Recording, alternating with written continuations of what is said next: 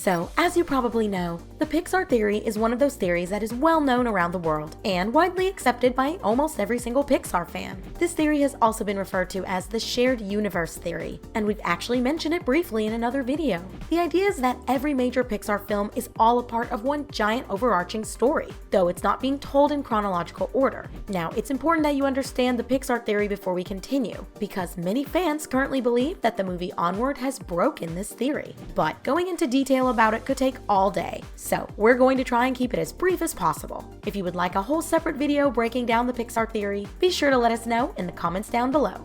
Now, like we said, the theory goes that all of the Pixar movies make up one big story, just not in chronological order, and it all starts with Pixar's The Good Dinosaur. And I know, that's one of Pixar's more recent films, seeing how it came out in 2015. But as we said, the movies aren't being released in any sort of sequential order. But timeline-wise in this theory, The Good Dinosaur comes first. We then move on to the 10th century, which brings us to Brave. Jump ahead again to the next movie series in the timeline, The Incredibles, which both are believed to take place somewhere between the 1940s and 60s. Next, we have the franchise that started it all for Pixar, Toy Stories 1, 2, 3, and 4.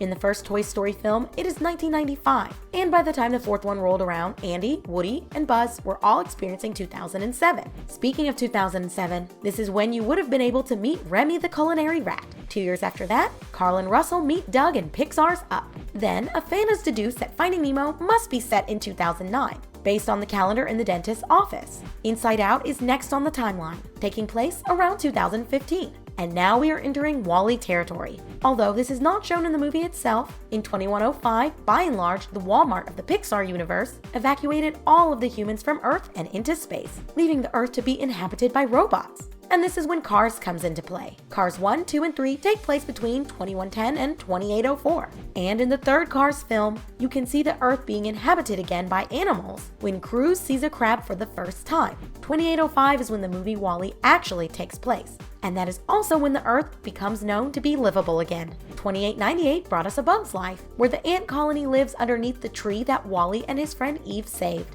And following the events of life returning to Earth, evolution and mutations occurred, which then created the existence of monsters, giving us Monsters, Inc. and the franchise surrounding it. And that's basically it.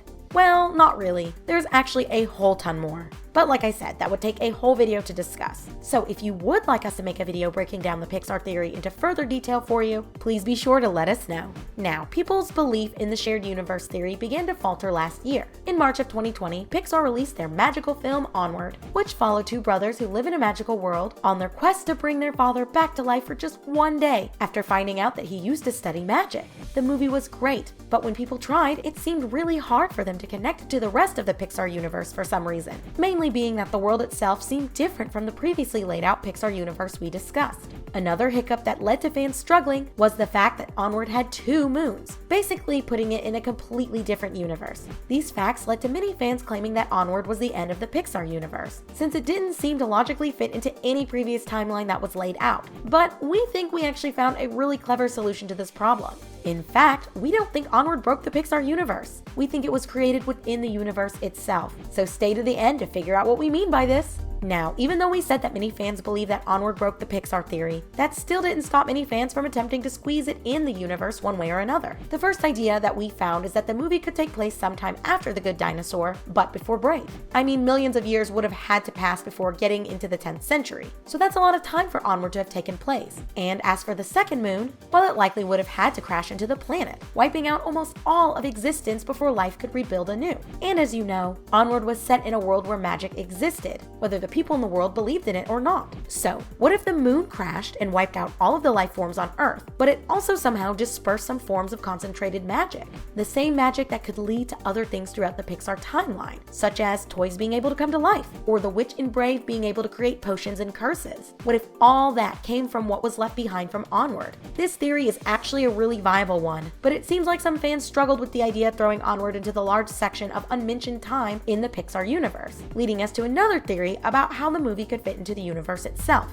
One fan did bring up that the movie does contain some evidence that suggests that it takes place on a different planet other than Pixar's Earth. The most obvious reason being the fact that the planet clearly has 2 moons. So if it's not Earth, then what planet is it? Well, an easy first guess would be Mars, on account of the fact that Mars has 2 moons, similar to Onward. However, Mars's moons don't look like how you would picture a moon. Both of the moons, Deimos and Phobos, are rather oddly shaped, whereas the moons in Onward look very standard as far as moons go. But that's okay, because there are other options when it comes to planets. For instance, if you take a look at some exoplanets, which are planets that orbit around stars that are different from the ones that we orbit around, there are quite a few that fit the bill, some of which are even considered to be Earth-like planets, which is exactly what it sounds like. Planets that show similar readings to that of Earth that scientists believe could potentially host life. Kepler 442b is one of these Earth-like exoplanets that Onward could have very well been set on. Now, out of these two theories, though we like the first one, this one definitely seems a bit more logical. It would explain why these are mystical creatures instead of the ones that we know of, like humans or prehistoric animals depending on the time period. And there are a ton of other theories out there too, some of which connect together really well. There was one idea that a ship from WALL-E, one of the Axiom ships, ended up crash landing on the planet that Onward takes place on.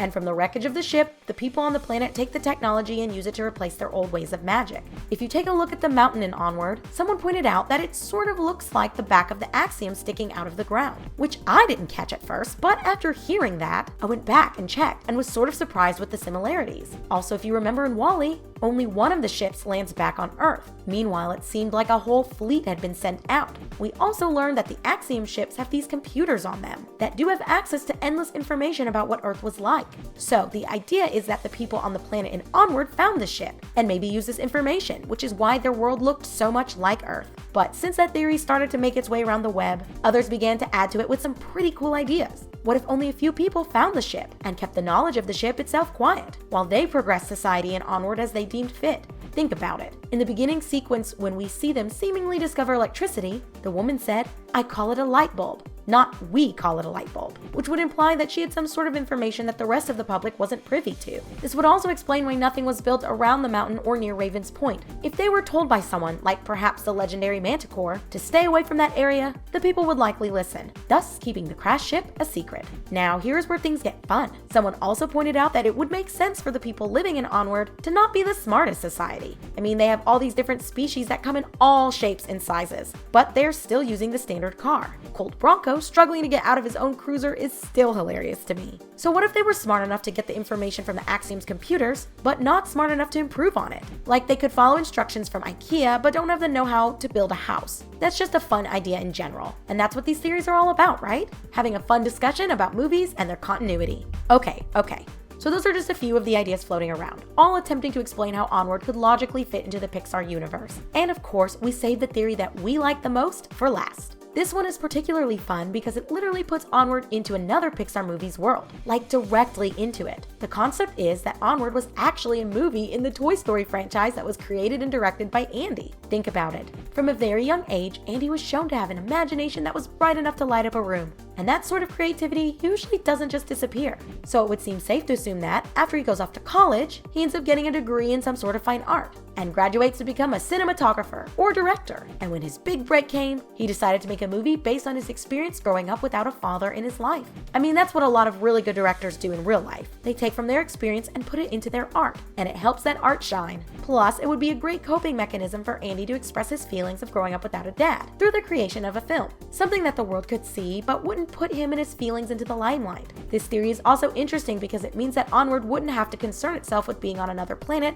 or in a different timeline. It would literally be a movie within a movie, like Inception, but with cinematography. This would also explain the similarities that people have seen between Ian's mom and Andy's mom. Andy likely made the character in the image of his mother. And then when you hear about how the creator of the actual movie, Onward, came up with the idea for the story itself, it further solidifies this theory. Dan Scanlon, the creator of Onward, said he was having trouble coming up with an idea for the film. He told Vanity Fair that while he was talking to his mom on the phone, he told her, "The truth is, I don't know what to make a movie about, because nothing sad ever really happened to me." And that was when she replied, "You lost your father." Now his response to that might shock you, but it's one that a lot of people will understand. He said, "Yeah, but that's not sad because I don't remember him." And her response was so perfect. She said, "That's why it's sad." And it really is. There is a whole group of people who grew up without a loving pair of parents. And whether we like to admit it or not, that does affect us. And we think that the fact that the actual director used influences from his own life to come up with the idea for Onward, it would make sense for Andy to be able to do that, thus fitting it into the Pixar theory almost perfectly. We definitely think that the last theory is the best one. But what do you guys think? Which theory do you think best connects Onward to the shared universe theory? Be sure to let us know in the comments down below. As for now, that's all, Disney fans. Let us know what video you'd like to see next in the comments below, and don't forget to like and subscribe for more magically packed videos.